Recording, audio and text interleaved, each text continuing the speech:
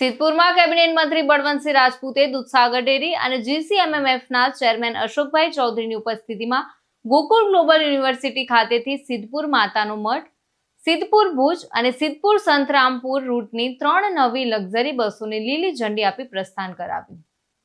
મંત્રીશ્રીએ જણાવ્યું કે એસટી બસો ગામડાઓને જોડે છે અને લોકોના સુખ દુઃખમાં સેવા આપે છે. ગુજરાત સરકાર લોક કલ્યાણકારી યોજનાઓ દ્વારા ગામડાઓને સમૃદ્ધ કરી રહી છે. તો તાજેતરમાં મુખ્યમંત્રી ભૂપેન્દ્રભાઈ પટેલ અને વાહન વ્યવહાર મંત્રી હર્ષ સંઘવીએ 151 લક્ઝરી બસો આપી, જેમાંથી 3 સિદ્ધપુરને ફાળવાઈ.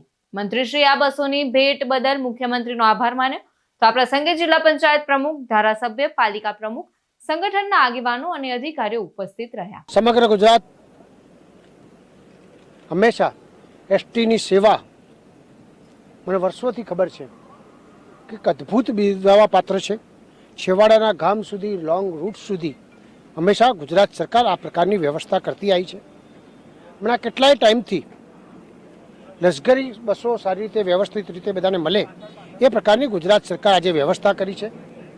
એના ભાગરૂપે 151 લશ્કરીઓ આદરણીય અમારા મુખ્યમંત્રી ભૂપેન્દ્રભાઈ પટેલ સાહેબ અને અમારા મંત્રી શ્રી હર્ષભાઈએ 151 ગુજરાતમાં આપી છે. એના ભાગરૂપે આજે સિદ્ધપુરમાં 3 લશ્કરીઓ આવી છે.